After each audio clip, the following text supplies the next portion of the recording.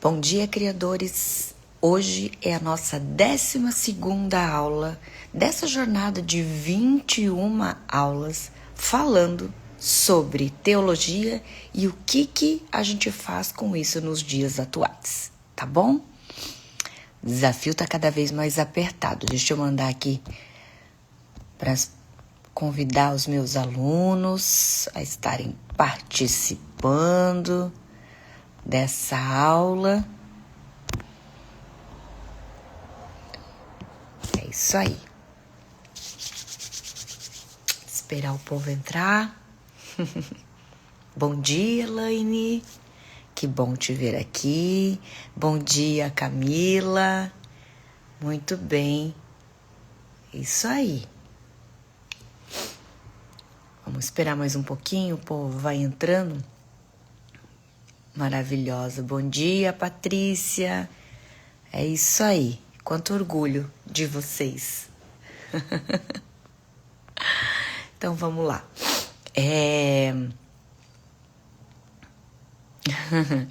Vamos lá.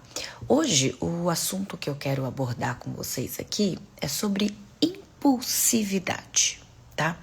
Então, bom dia, Nathalie. Sobre impulsividade. Deixa eu dar um oi aqui pra galera. Bom dia, meu amor. O que é ser impulsivo, Glau? Bom dia. Vamos lá. O que é ser impulsivo, Glau? São coisas que chamam a nossa atenção e nos fazem agir por impulso. Então, você já deve ter ouvido falar sobre aquele efeito manada, né? As pessoas têm um determinado comportamento e todo mundo está agindo assim, igual aquele comportamento, e a pessoa tende a imitar aquilo. Então, isso é extremamente comum, né? Não sei se vocês já assistiram aqui aquele filme Alice no País das Maravilhas, tem um trecho lá que ele é histórico, né? Que é quando Alice, ela estava numa encruzilhada, tinha vários caminhos, e aí tinha um gato, e ela pergunta, né, pro gato qual o melhor caminho. Aí ele responde, depende, para onde que você quer ir, né? Ela diz, para mim, qualquer lugar tá tudo bem. Não, então, se para qualquer lugar serve, qualquer caminho também serve. Isso aí virou, assim, um marco de entendimento. Então, se você não tem objetivos claros, metas claras, você é altamente influenciável pelo meio. Presta atenção nisso, que isso é muito grave. Se você não tem objetivos claros, bom dia. Se você não tem objetivos claros, metas claras, você é altamente influenciável pelo meio. Qualquer coisa te desvia do teu caminho. Qualquer coisa. Aliás, você nem tem um caminho claro, né? Você vai se moldando conforme as coisas vão acontecendo.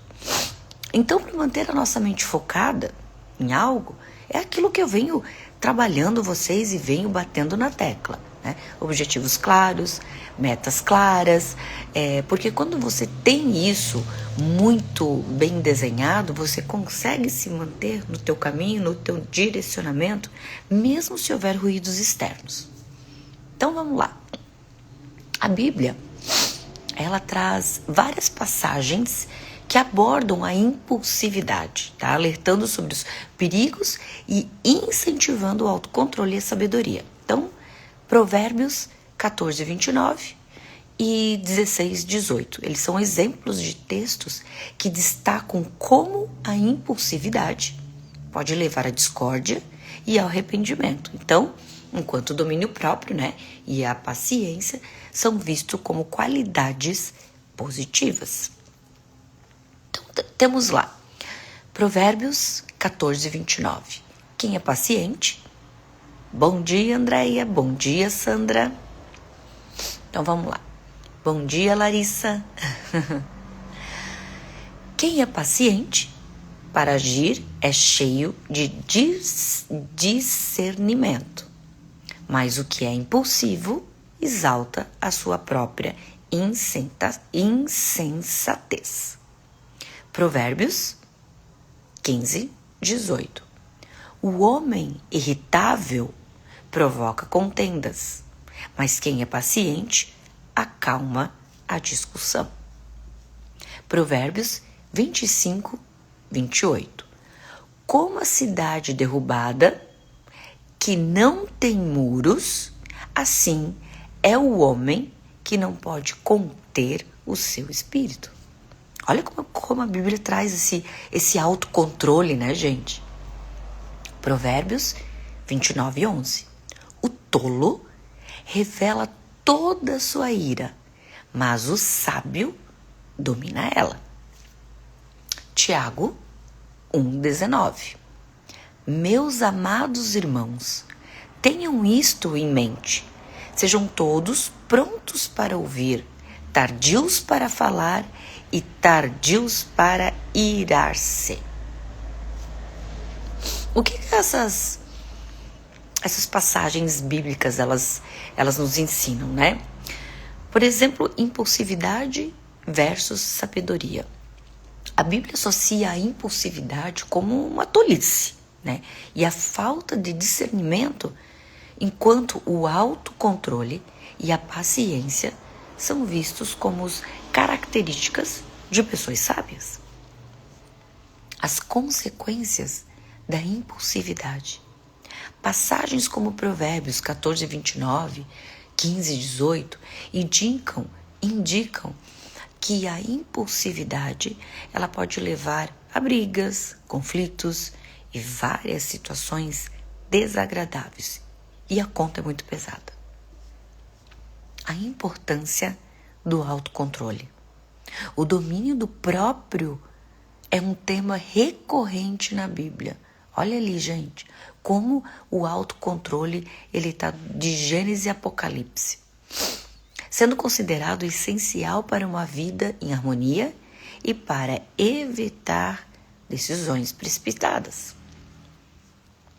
A Bíblia também apresenta exemplos de alguns personagens, né, impulsivos. Pedro foi muito impulsivo, né, que em momentos de entusiasmo ou raiva, ele agia sem pensar.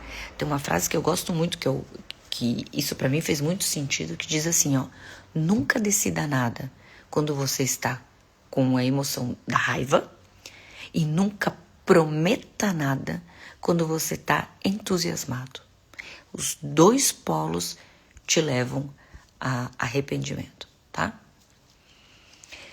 Então, o que a impulsividade ela pode causar? Conflito, arrependimento, falta de discernimento, né?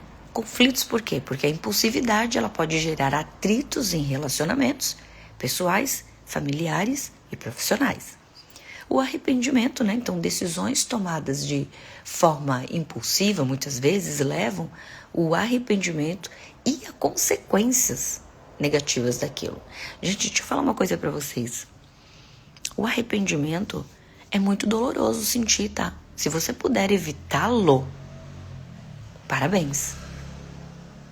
Sabe aquele pensamento de que, eu fiz, agora eu tô arrependido? O arrependimento, ele não é uma decisão, ele é um sentimento. Você não decide se arrepender, você sente se arrepender. Sabe aquela coisa de a pessoa ela faz escondido, aí ela é pega, aí ela diz assim, me perdoa, estou arrependido. É mentira. Se você faz isso, é mentira, tu não está arrependido. Porque se a pessoa em si não tivesse descoberto, você teria esse arrependimento? Você vai lá e mente para alguém. E esse alguém nunca descobre. O sentimento do arrependimento vem em você? Se vem, parabéns. Você realmente é um ser em evolução. E aí, você pode, conversar com Deus, pedir perdão a Deus, vai doer, você vai chorar, e a outra pessoa nem está sabendo. Mas o verdadeiro arrependimento aconteceu. Agora, se você faz algo e só se arrepende quando é pego, não é arrependimento. Não é. É uma fuga que você tem de rotular uma cagada tua. Eu tô arrependida. Não, você não tá arrependida. Você só foi pega no flagra. Então começa a entender que o arrependimento, ele dói, ele te deixa doente, ele te deixa com tristeza, ele te deixa no fundo do poço. Então o arrependimento, ele não deve ser usado como uma arma para você se libertar de situações, mas ele deve ser sentido para realmente curar uma falha sua. São coisas diferentes. Eu vou trazer uma live só sobre arrependimento. Vocês vão entender profundamente. E eu vou dizer, tenho certeza que tem pessoas aqui que vão olhar para o seu passado e vão dizer assim, cara, eu acho que eu nunca me arrependi de nada. Acho que nunca veio esse sentimento em mim. Porque arrependimento não é decisão, é sentimento. Tá bom? Então, a falta de discernimento, né?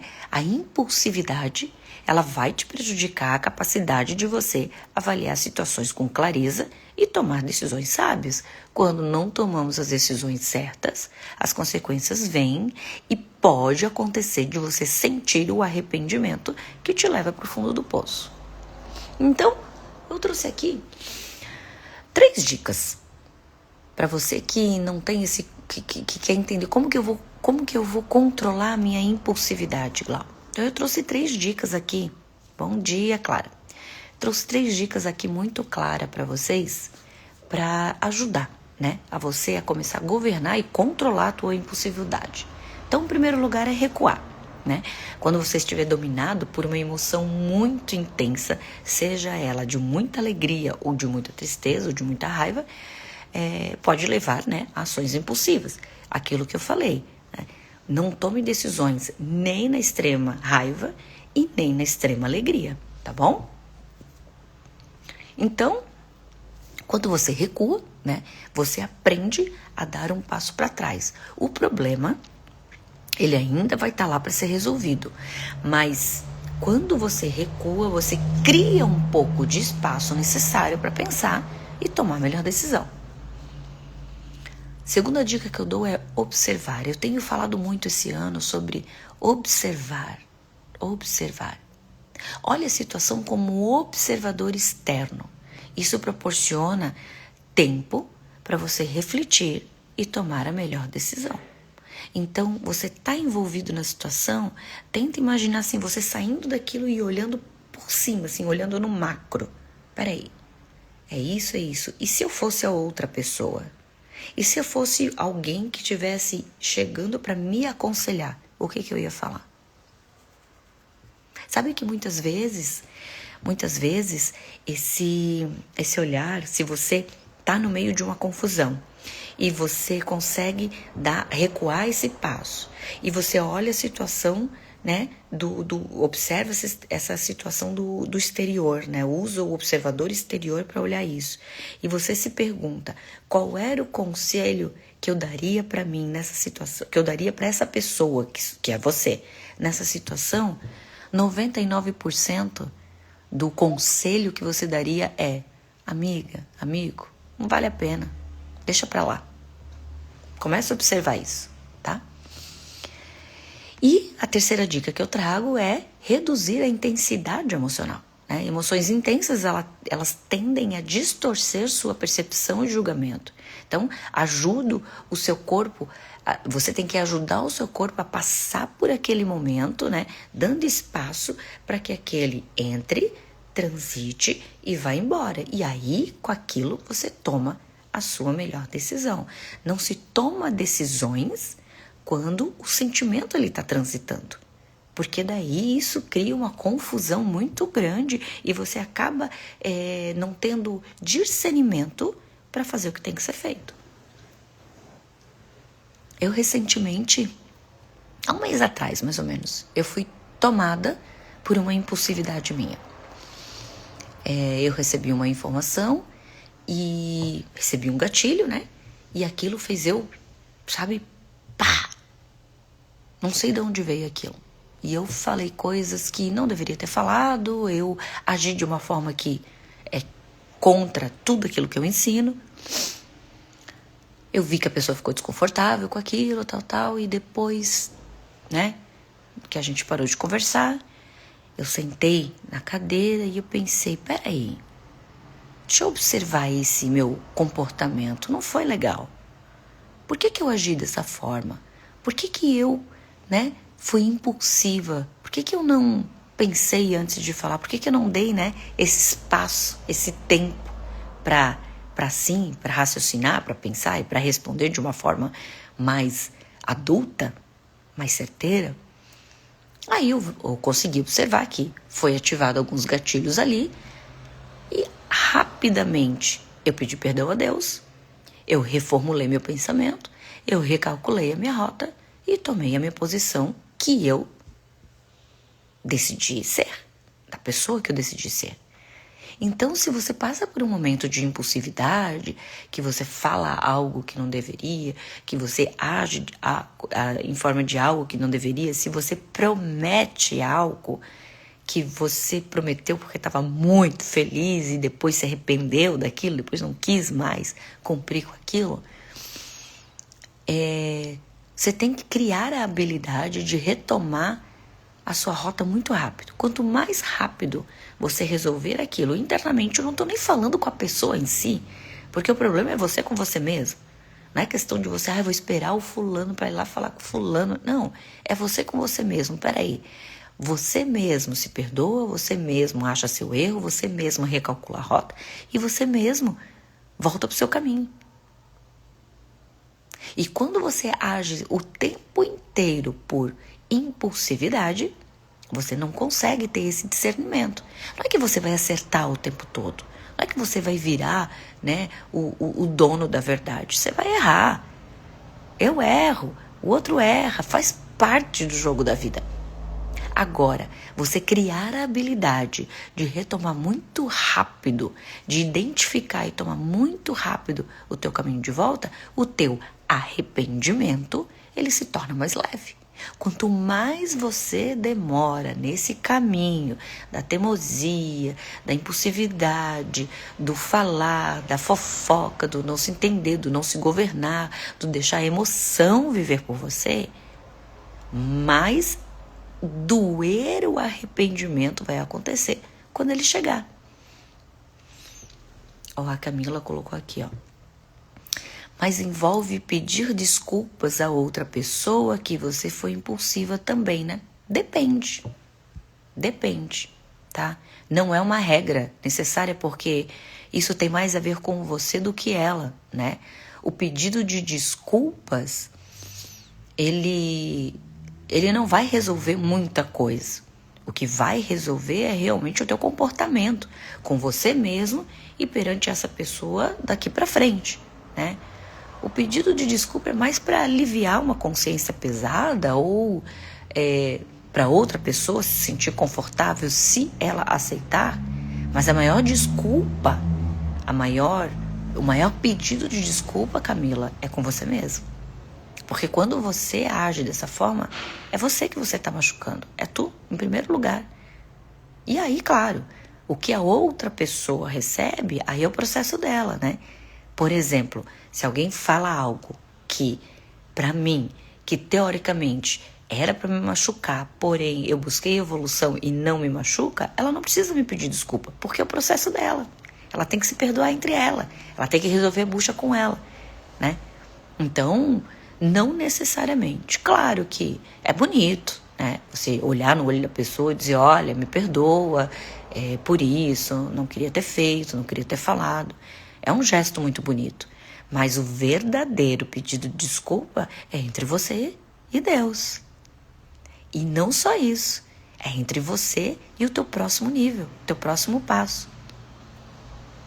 Jesus, quando perdoava as pessoas que vinham pedir perdão para ele não ficava ali alimentando o sentimento da desculpa. Vocês lembram da prostituta, né? O que ele dizia para ela? Quando ela veio, me perdoa. Qual foi uma frase que ele disse para ele? Levanta-te, vá e não peque mais. É sobre isso. Errei, fui impulsiva, falei o que não devia, peraí. Por que eu agi dessa forma? Qual foi o gatilho que me despertou? Por que eu tenho que mudar? Qual é o meu comportamento que eu tenho que entender e melhorar?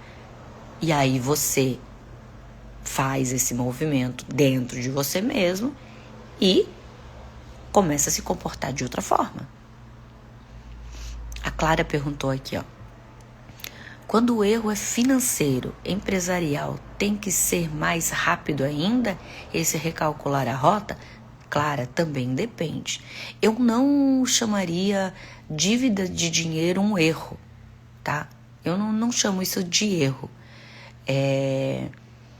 Toda dívida financeira, ela parte de uma falta de uma falta de entendimento emocional. Toda dívida financeira ela é emocional, tá? Toda. Então, não é a questão de você recalcular rápido a rota e pagar a sua dívida o quanto antes. Se você conseguir, maravilha. Mas tem um passo antes disso. Entender por que eu faço essa dívida. Qual é o meu comportamento que eu tenho que mudar? Por que me levou a fazer aquilo? Qual foi o gatilho que me despertou? O que falta em mim? São essas perguntas que você faz para você mesmo. E aí, quando você entende isso, daqui para frente, você muda o seu comportamento. Tem coisas para resolver do passado, por exemplo, dívidas para serem pagas, ok. Tem que se pagar, ok. Não precisa pagar com rapidez, você só precisa do entendimento e do teu próximo comportamento. Ah, Glau, eu vou me sentir mais à vontade, né? Se eu começar a pagar aquela dívida, só que eu não tenho dinheiro. Começa com R$1. R$1. Todos mês eu vou colocar R$1 dentro desse envelope, que é para pagar aquela dívida. Então não tem a ver com o externo, tem a ver com o teu interno. E não tem a ver com a quantidade de dinheiro que você separa para pagar aquela dívida. Tem a ver com o movimento de você estar fazendo aquilo. Claro que quanto mais rápido você conseguir fazer isso, mais feliz você vai ficar com você, porque é uma coisa a menos que você tem que lidar, né? Mas não existe um tempo determinado, porque isso é muito individual. É muito individual, né? Ó, a Sandra colocou aqui. Como resolver a impulsividade interna, desculpa. Acho que você não pegou essa parte que eu falei. Mas número 1, recuar. Número 2, observar. E número 3, reduzir a intensidade emocional. Ou seja, me engatilhou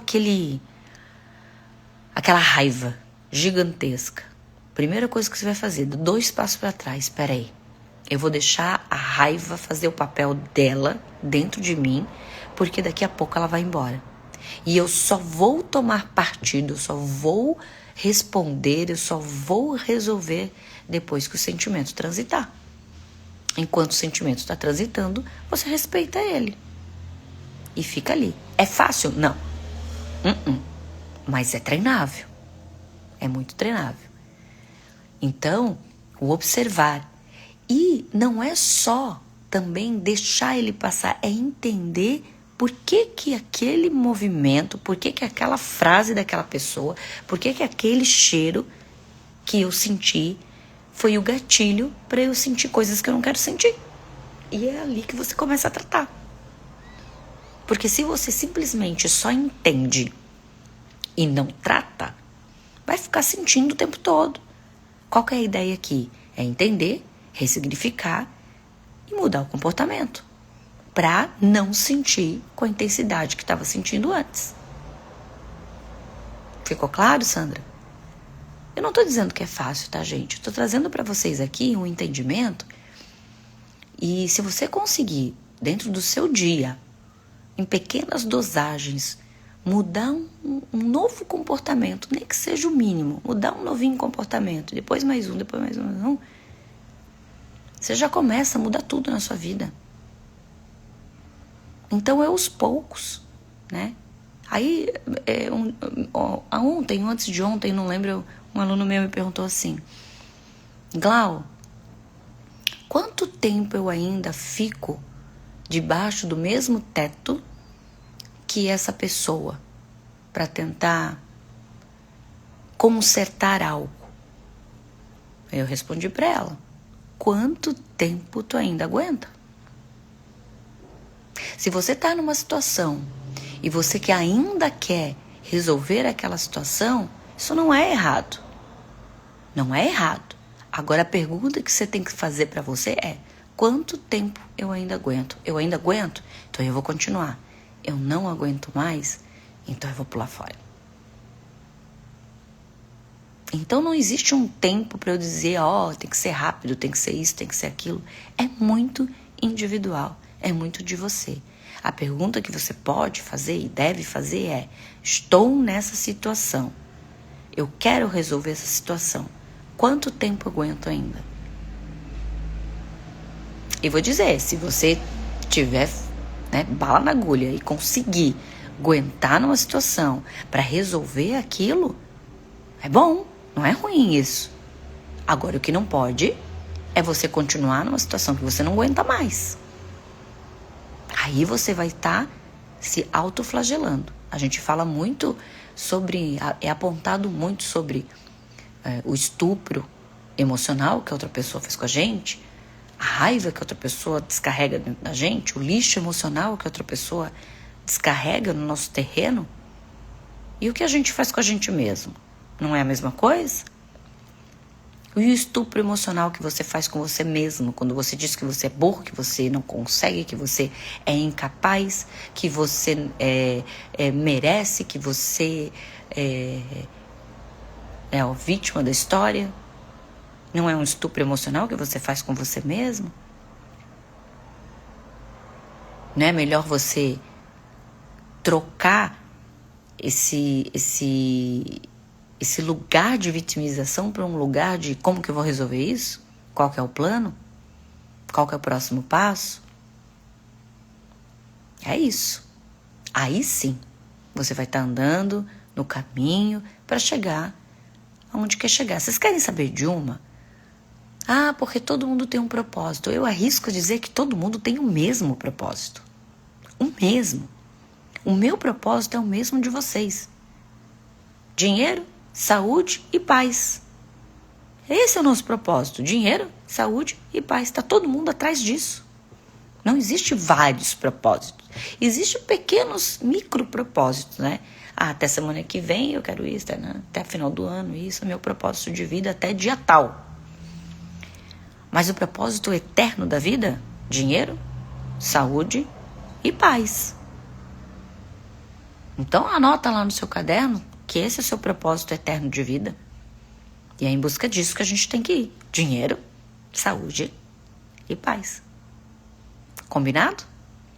Então eu quero agora que você comece a observar o seu comportamento perante ao conflito, perante as coisas que acontecem na sua vida que te deixam desconfortáveis.